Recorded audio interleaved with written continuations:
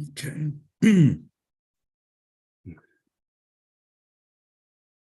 Now I got to get to that page and get a new link. Sorry, guys, stand by. Okay.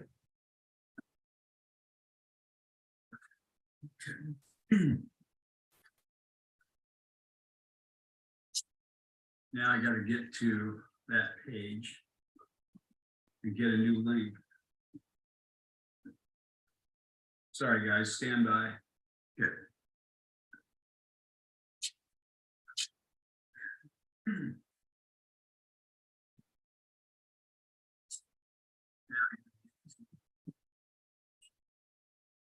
Get a new link.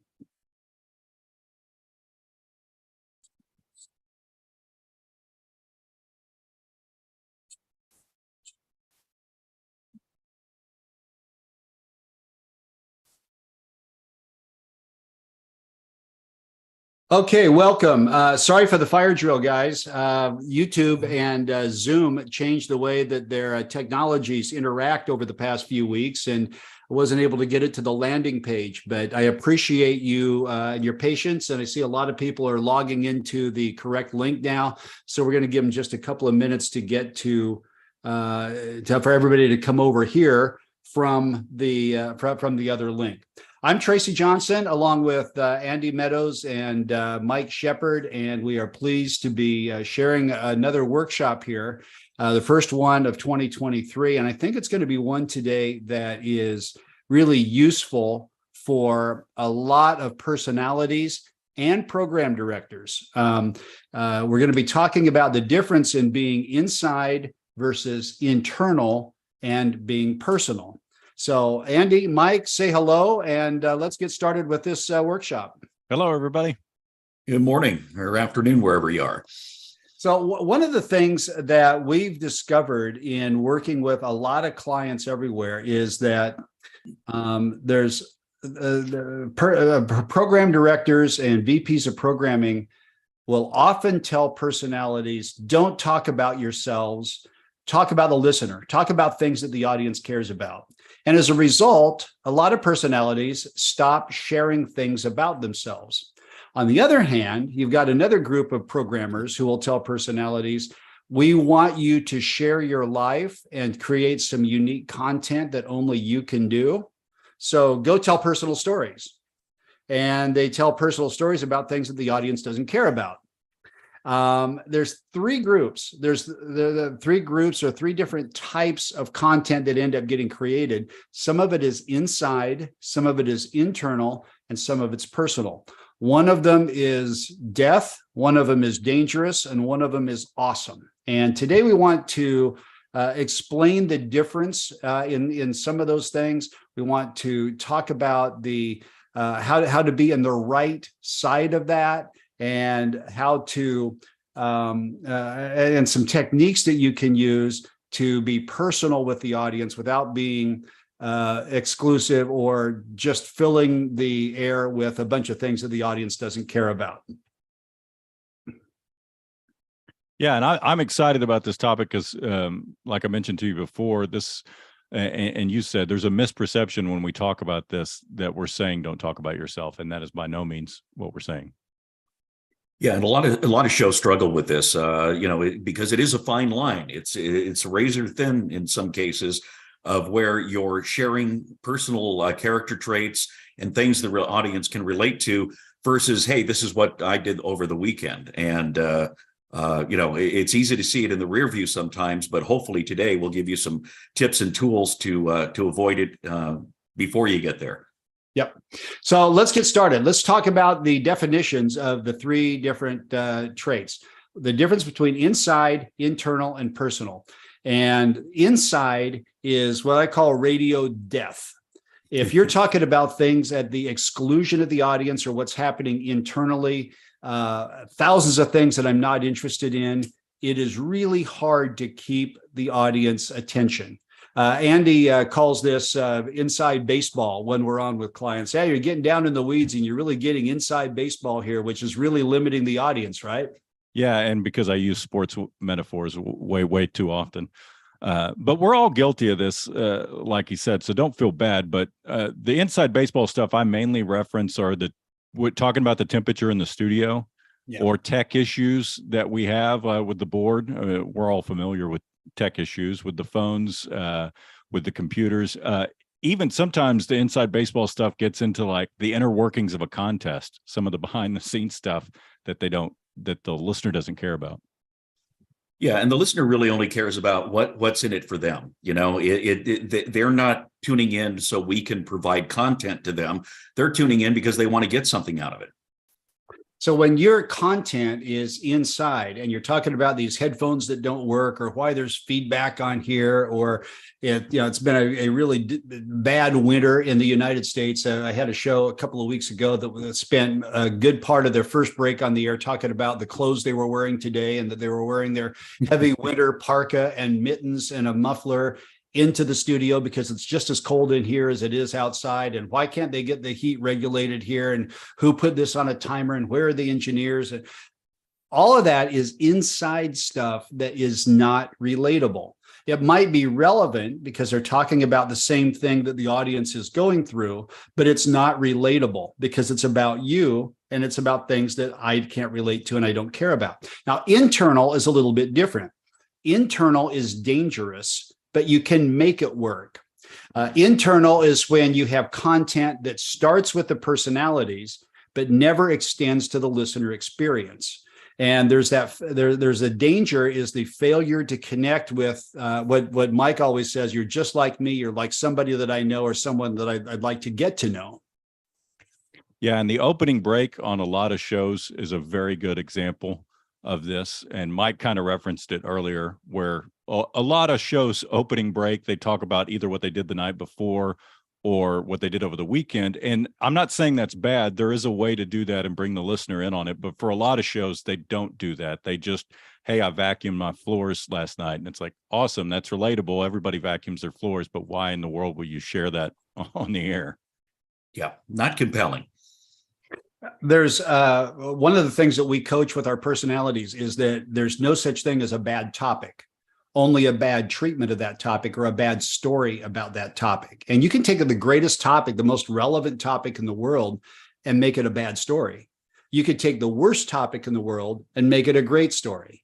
But if you're an inexperienced personality or someone who's at the beginning stages of what we call the personality success path that we'll get to later, you want to be really careful. You want to avoid inside content, and you want to be really careful with the internal content. Now, there's a difference. And this is where a lot of programmers will coach personalities and say, don't talk about yourself. Did you hear that? Tracy, Mike, and Andy just said, don't talk about anything inside. Don't be internal. In other words, don't talk about yourself. That's not it at all. No. We want you to be personal. We want you to connect. We want you to have intimate conversations and stories that reveal your character, that have your perspective, your observations, and creates content that only you can perform. But there's a right way and a wrong way of doing that. Personal is where relatability happens. Yeah, we've done a lot of research on morning shows, and the shows that don't connect with the audience, the shows that are struggling, some of the things that they'll get tagged with are talk about themselves all the time. Think they're funny when they're not, talk about things I don't care about. And that's usually born from this whole aspect of in trying to be personal, really being self-centered and internal. One trick that I tell shows sometimes is a relatable example that we've all been a part of is a dinner party. Tell the story the way you would at a dinner party with 10 people that you're trying to impress. And that can kind of help you work through finding that angle. Obviously, if it's something boring that happened today. And one of the reasons we get to telling those boring personal stories is we're married to the truth sometimes. Some of us just have a holdup about like, well, this is how it happened. That's how I have to tell it. Why? We're entertainers. You think comedians' jokes are 100% accurate accounts of how the thing happened, you know? Or how you tell it on social media.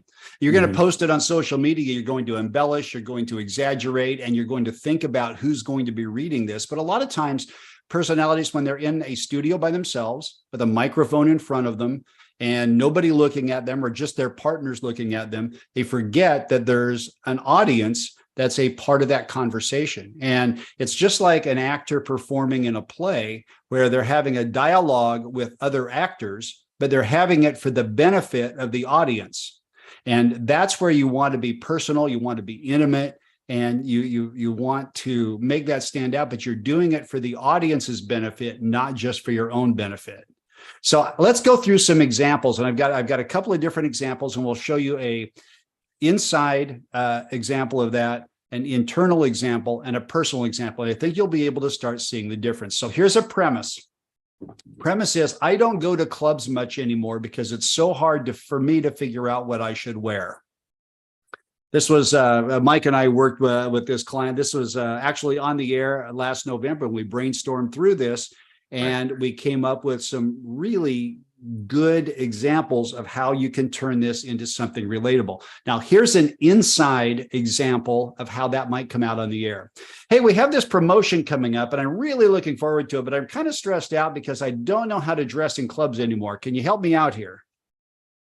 Self-serving. What's in it for the audience?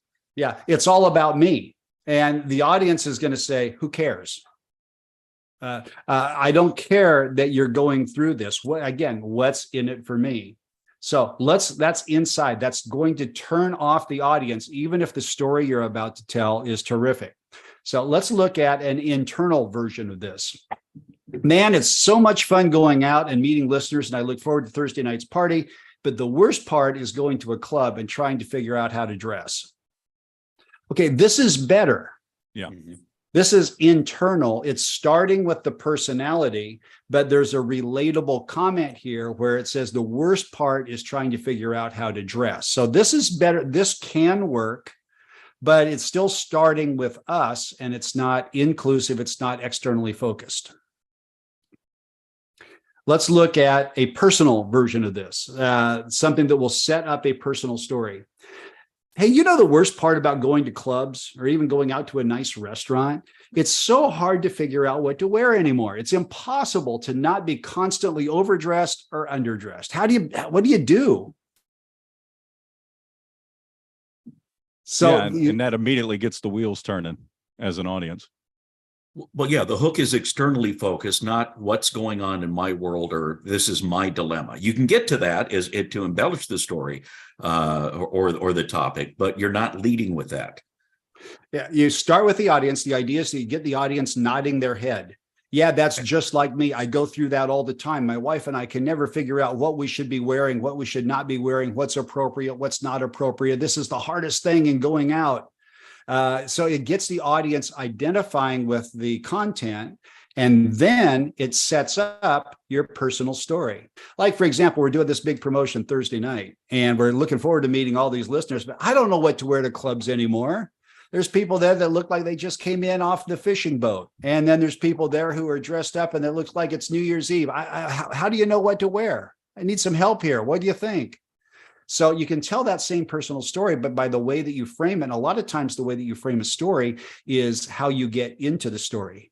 What's the hook? How do you get the audience engaged or focused on it? It's kind of like when you're out today, everybody has a friend or a couple in their friends group who are horrible storytellers, and all they do is talk about themselves. If they could just turn that around the other way and get you interested in the topic first, then their personal story would be much more relatable. Here's another example. Today's my birthday. I'm so excited.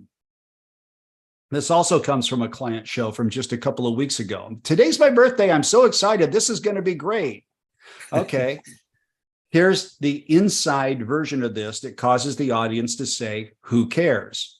So today's my birthday, and I'm celebrating in a big way. And it's mostly exciting because I expect a great gift after what I gave my wife on her birthday. Oh, and if you want to call and give me a verbal high five, here's our number. No one's calling.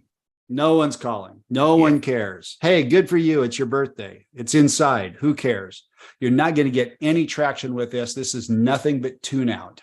Mm-hmm. Now, internal, which again, remember, internal is dangerous, but you can make it work. I'm celebrating an important birthday today, and it's important because this is the day I find out if my wife loves me as much as I love her. Okay, so that's a pretty good hook, but it does start with the talent. It starts with the personality.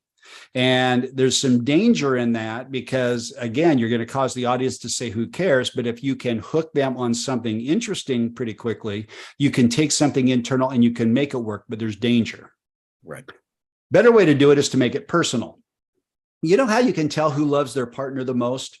It's the one who goes the extra mile to make a birthday special. And that's why today could be a real turning point in my relationship. You see, today's my birthday.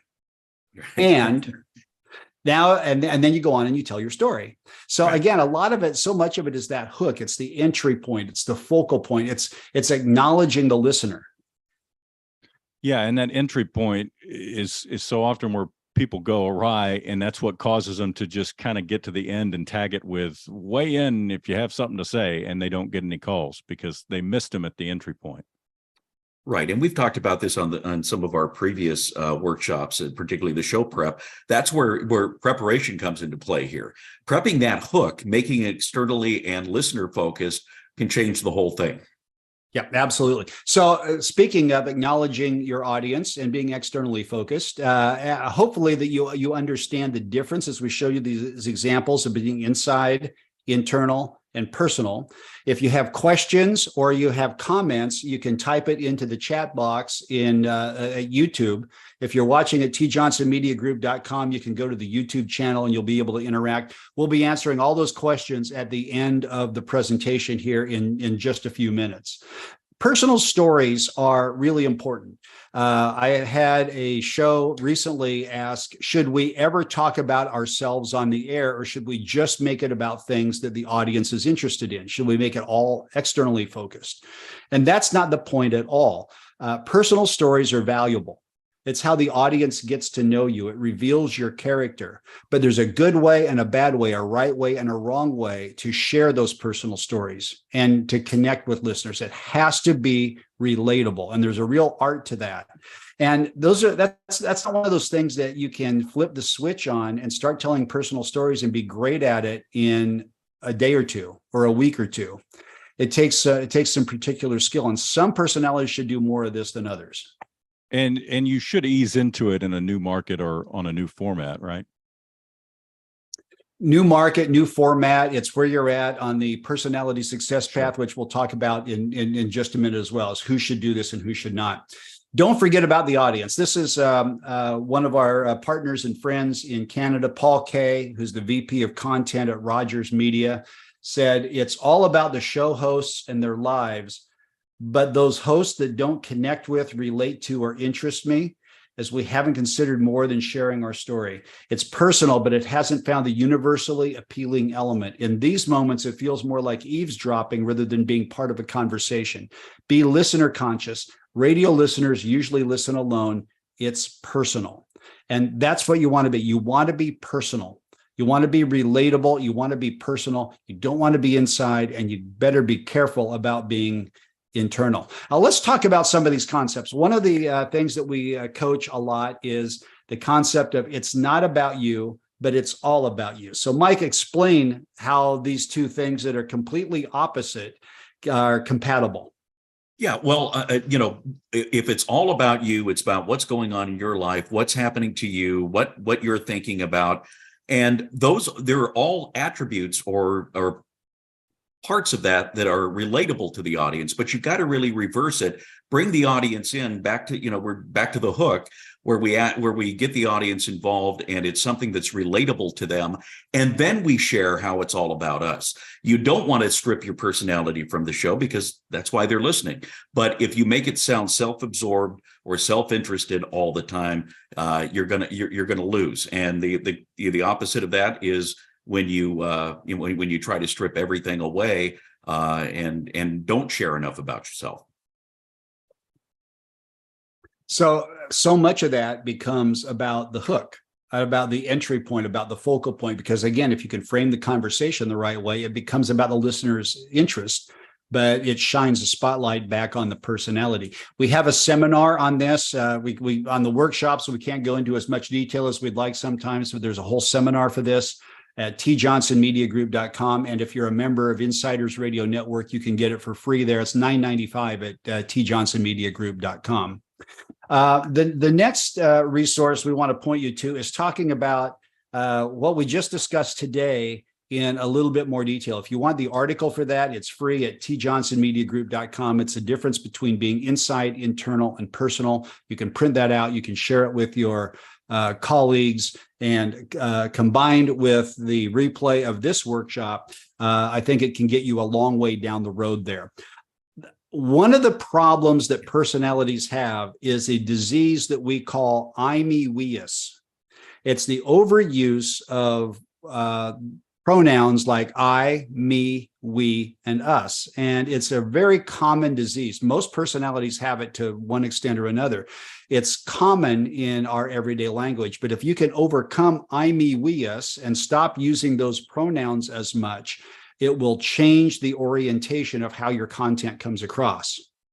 Yeah, and if you get a chance, a great exercise is what we call the transcription exercise, where you can take a break, if you're a program director particularly, or a coach, and you can actually transcribe a bit with your talent, and then go back through and highlight all those personal pronouns, the I, me, we, us. And sometimes it's really, really, kind of eye-opening for the talent to see how many times they're overusing those pronouns. It's also a good exercise to learn self-editing. It sure is. Yeah. Great example of that. And the hard part of IMEWEUS is that in personal relationships, we're taught to be polite. We're taught to be kind. We're taught to say, I think that, I feel that, it seems to me, I believe that. And to not speak on other people's behalf, Yeah, exactly. But on the radio, that's death. Because when you say, I feel so bad for that Buffalo Bills player who got hurt and almost died on the field the other night, the audience yawns and says, who cares? Yeah. As opposed to if you say what happened to him was a tragedy and it should never happen again in a football game. Now you've got a statement that puts a big exclamation point on it and makes a clearer stake in the ground of how you feel about that. It creates a lightning rod. So it kind of fights human nature. But if you can eliminate those personal pronouns, it can go a long way to moving you to being personal and not inside or internal. So there's another resource at Insiders Radio Network about how the power hack of eliminating personal pronouns. This is really hard to do. Don't try to do it for like a whole show or for the rest of the week.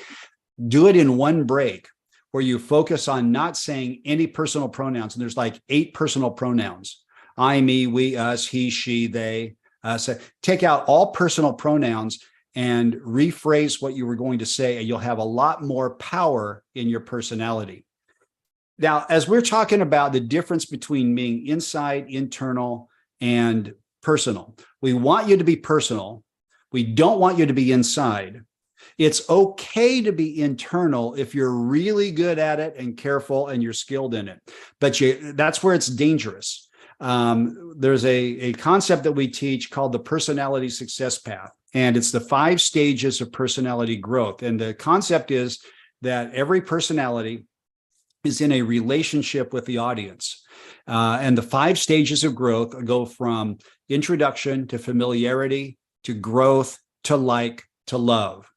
The further you are in the personality success path in that relationship, the more you are into love and like, and have moved beyond introduction and familiarity, the more accepted and more tolerant the audience is of content that starts with you. So the more you can start with internal content because they have a relationship and they're more interested in you. But if you're in stage 1, 2, or 3, which most personalities are, it's rare that personalities get to stage 4 and 5. If you're in stage 1, 2, and 3, you've got to be really careful with anything that is internal. So I'd highly recommend the personality success path as a tool and resource as well. And the dating metaphor is the perfect way to understand it, because we all have to hide our crazy a little bit in the beginning when we're dating. Yeah, explain that a little bit, Andy, about how you behave on a first date and as the relationship develops. Well, I don't want to get too graphic or anything here, but it's a perfect example, because we all can relate to that. We all understand what you're talking about when you say, on a first date, there's things that you don't divulge that you would certainly divulge to a long-term partner or someone that you know really well, and it's eerily similar to how you should do it with an audience that you just got introduced to. Maybe you're brand new to a market or to a format. When a format flips, it's a totally new audience as well. And sometimes we hit the ground running, think, hey, these people know me. I was on a hot AC station here, and we want to hit right where we were running, and we're not in phase 3 or phase 4 on the personality path on that station. Yeah, to Tracy's point, I mean, if I have a really good friend who's telling me they're having a bad day, I'm more open to listen to that than some guy that walks up to me and says, I'm having a really bad day. I don't care. Yeah. Well, yeah, to take that dating metaphor, if you're on a first date with someone or you're new in a relationship, you're in that introductory or even familiarity stage, what you want to do is you want to make it all about the other person, so you can find out what they're into, get them talking about themselves, find out what they like, and then you can pretend that you like it too. And it's exactly the same way here. That's why it's so important not to be internal in that first date. And it's important not to be internal if you're in stage 1 or stage 2 on the air. Another resource, if you focus on this, if you really learn how to get personal and avoid being inside, avoid being internal, and you really nail being personal, you're going to find that you naturally avoid the low-hanging fruit. Now, Andy, explain low-hanging fruit. What do we mean when we talk about low-hanging fruit? Well, the easiest examples are, but it extends much further than this. National days are one that it's National Ice Cream Day. What's your favorite time of the? What's your favorite time? Paper mache hat day. National Who Cares Day. Celebrity birthdays is another one, but it's also any major topic that you kind of just do the first thing that comes to mind. It's not like we've all talked about on the other workshops. You're not digging deeper. You're not looking for that angle to make it unique and make it your own. You're literally doing the first thing that, like today's national championship. You're just talking about how Georgia tore up TCU. Everybody knows that by now. It was 65-7. That's the first thing everybody thinks about. Come up with a deeper angle if you're going to talk about it on a music station. It's what everybody else is going to be talking about in the market, or what's, the obvious thing in the show prep sheet. And if you don't ask the what else questions and try to put your own unique spin through your character traits on it, it's just not interesting. It's just there. It's just their content. Speaking of the national championship, I remember a few years ago, the Burt Show is the day after. I remember when Brett Musburger said something about Miss Alabama in the crowd that night of the national championship game. And he basically lost his job as a play-by-play guy after that. Burt came on that next morning and said, man, you know what? Thank God for Brett Musburger. If it hadn't been for him, that whole game would have been a total bore last night. And personal observation, relevant, relatable, and it got into how everybody at the party he was at was bored because Alabama was running up the score on whoever they were playing that night. And it got him into the Brett Musburger discussion. So a great example of being personal. Part of this is using powerful language. We have a seminar for this. It's called The Powerful Language for Strong Performance. You can get it at tjohnsonmediagroup.com. It's also available for insiders for free. Just go there and search powerful. It'll bring up how you can use powerful language, how you can use colorful language, how you can energize the things that you're talking about to make them more important. Earlier, Mike talked about the transcript and how important the transcript is to see how often you're using these personal pronouns, how self-absorbed a lot of performance are without us even knowing about it. The transcript technique is explained in detail at Insiders Radio Network. You can search for transcript there. Closing comments, guys, about inside, internal, and personal. I think you explained it really well. I mean, the big thing on the inside stuff, there's we talked about the inside baseball stuff. Another two ways I've seen that really rear its ugly head is I've managed some stations that had a showcase studio, and that brought a lot of the inside stuff out. You constantly had to get on them about, nobody cares what time the beer truck shows up at the restaurant across the street other than you guys. And the more real world relatable example of that is what I call the live broadcast derail.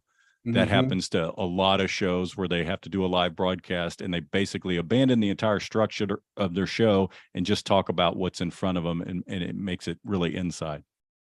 Yeah, I think the real takeaway here, if nothing else out of the whole presentation today, is how important that hook is, and making it externally focused and taking the time to actually prep that hook. Because if you do that, the chances of it becoming an inside or self-absorbed bit is a lot lower. So really, think about the hook. How are you going to get into it? How does it relate externally focused to the audience? And then work back from that. Okay, so we'll take your questions, take your comments. If you want us to go into a little bit more depth and to clarify anything, we are happy to do so. You can type them into the chat box. And we've also got some questions that were asked in advance. While we're waiting for some more questions to come in, I will tell you that our next workshop will be in 2 weeks. 2 weeks from today, it's January 24th. And we're going to talk about how you should react when the ratings come out. What you look for, what you don't look for, the things that are important and the things that aren't. And we will share some things that will probably change the way you look at ratings day, and how a personality especially, but also a programmer should look at that and how they should respond to it. The things that are important to us, the things that we look for, and we'll share a couple of tools with you on January 24th as well. So that's in 2 weeks. If you want to make sure that you don't miss any of the workshops, just subscribe to us on the YouTube channel at youtube.com. Okay, a question that came in advance was, when station, and this doesn't have anything to do with being inside, internal, or personal, but it does have to do with personality radio. This comes from a program director who says, when stations are cutting budgets, how do we develop personalities and how do we wrangle them in ego-wise? So it's really two questions. How do you develop personalities when stations are cutting budgets? And there's no clarity on that of what they mean, because I'm assuming that means we have fewer people and fewer resources, and less. That means we have more responsibility and less time. How do we develop personalities when we don't have as much time to do it? I mean, I kind of read that question as somebody saying, are there with limited options out there, how do we still hold our people accountable? I don't think you stop holding them accountable because there are limited options, and because payroll could be an issue because of budgets. Does that make you a little more understanding and give a little more room, a little more room for growth? Probably, but I don't think you abandon holding them accountable. Well, I think there's a sports analogy here, and like in free agency, maybe you can't go out and most of the really great morning shows are under contract anyway. So that comes back to the fact that you've got to develop talent. And, obviously that's what we do. That's what we're all about. So we certainly understand that. And you have to carve out the time and the effort and the energy to work with talent. A lot of people, when they're first on the air, particularly if they're in a personality day part without a lot of guidance, you're going to make a lot of these mistakes. And it really does come down to the commitment to coaching and development, as opposed to, hoping you just luck into this 5-star morning show out of nowhere. It's got to be a priority. And I think that there's nothing that should be a higher priority in radio than developing talent and building personalities that are lightning rods that bring audience for specific reasons. And a lot of times, programmers get so busy with the things that I have to get done today. I got to get a music log out. I got to get the weekend schedule made. I got to write these liners for the voice guy. I got to make sure the imaging is done. I got to get all these things done. And it's easy to put off the things that are important and make room for the things that are urgent. But step back and prioritize what's really important and what can you delegate? How can you get some other people on your staff to take care of some of those things that aren't as urgent, aren't as important, and really get good at it?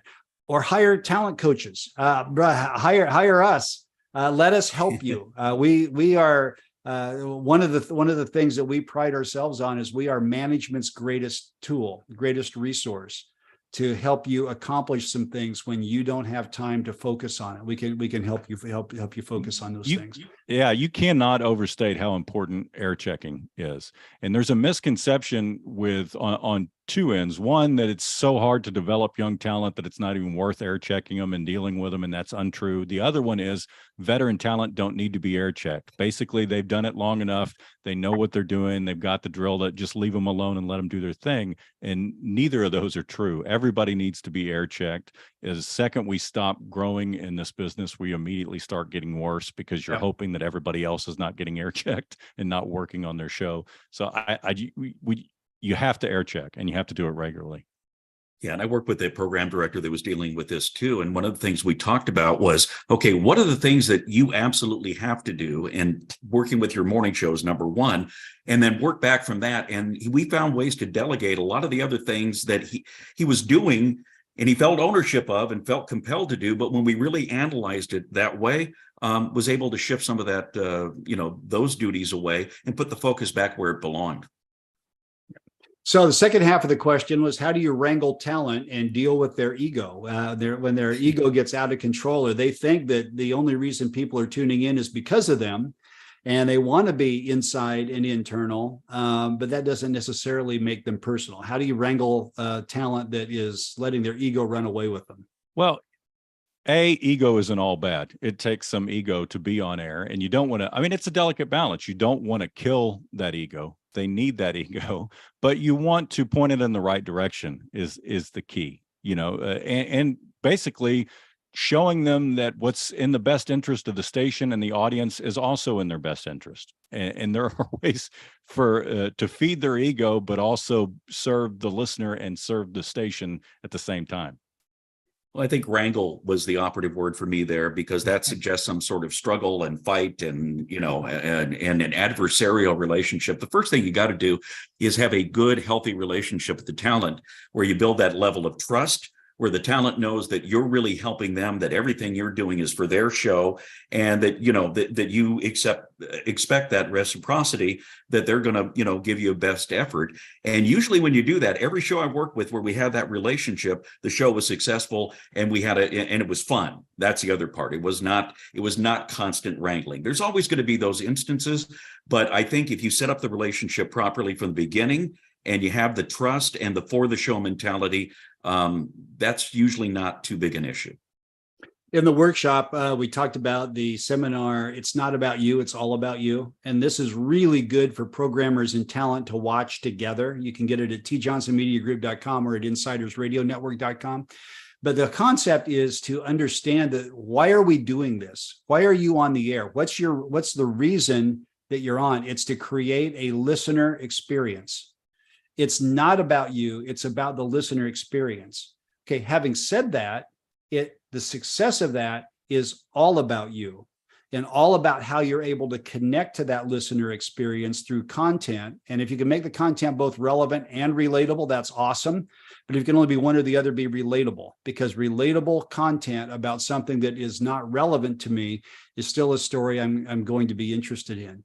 So start with understanding it's not about you. It's about the listener experience. Okay, from there, it is all about you. So you're feeding that ego, wrangling with that ego a little bit, but at the same time, getting them to understand that, hey, you know what? If listeners are rejecting this, if they're not, if they're not engaged with it, what are we doing here?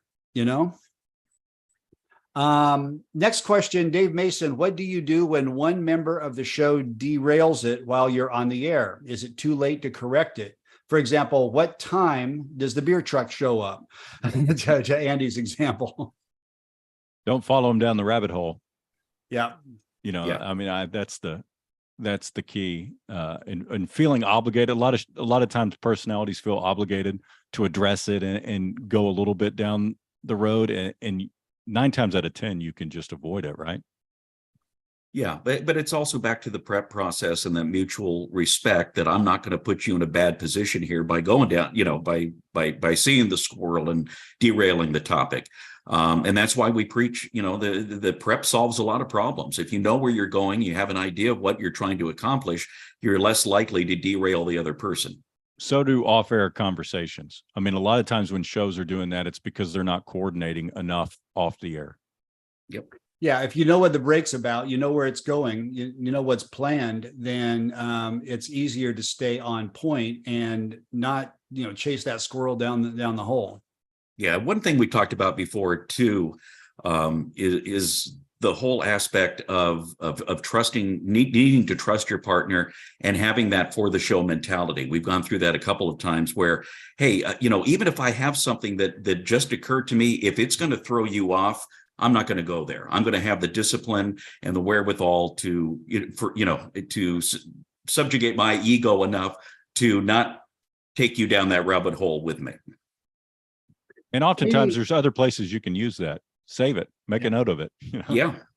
Yep. Katie asks, I have a weekend show on a classic hit station on Saturdays and Sundays. Do you have any personal examples off the top of your head that would be good to use from this format about being personal and not inside? Thanks for the webinar. Guys, what do you think for solo shows or DJs? This applies to everybody, not just team shows, right? Yeah, and one of the tricks on any music station, sometimes we get really internal when we talk about our experience at music events, because we have a different experience than the audience does. So we have the backstage experience, we have the behind the scenes experience, and we can't help it, but we like to kind of brag about that a little bit, where the most successful on-air personalities I've worked with on a music station don't just hang out in VIP. They clearly hang out and wander through GA, you know what I mean? And because they know they want to tell that story on air in a way that the audience can really relate to and understand. Yeah, and with particularly with the classic hits format, I mean, it certainly goes beyond this. There's all kinds of content you can utilize, but the Casey Kasem aspect of interesting things about these songs that you may not have known or the artist can really be effective. And when you're talking a little bit about the music and you're doing a solo show, you're less likely to be talking about everything that's going on in your head. And dig deeper than the number one in 1967. Yes. Yeah. Yeah, we call this content additives. It's things that you can make relatable or things that you can drop in without making an entire break about it. One of the shows that I work with this morning was talking about Mega Millions and did it all over the intro of a song, which was, hey, have you got your lottery ticket yet? Mega Millions just hit $1.1 billion. That money could be yours. But if you don't think you got a very good chance of winning that, we're playing $1,000 minute here in 25 minutes where you can make $1,000 just for answering 10 questions correctly. It was terrific. It was a tease for some upcoming content. It was done over the intro of a song, and it was connecting with something that was happening in the world today that the listeners are aware of. Same show was talking about how excited she was about the Chicks doing a residency in Las Vegas. And get your tickets now and plan that trip to Vegas. And by the way, it's not a bad time of year to go to Vegas because it's a lot warmer there than it is here. So you're tapping into the weather in a part of the country that's very cold, tapping into something about a country artist that is relevant to them, and you're putting a personal comment into it. So you're making it personal and you're making it relatable. It wasn't inside, it wasn't internal. She wasn't saying, I'm getting my lottery ticket today. She wasn't saying I'm going to be first in line to get the Chicks tickets, but demonstrated that she's excited or at least connected to those things. So a couple of really good examples today. If anybody has any other questions, we are available here for the next minute or so. If no more questions come in, we're going to put a wrap on this.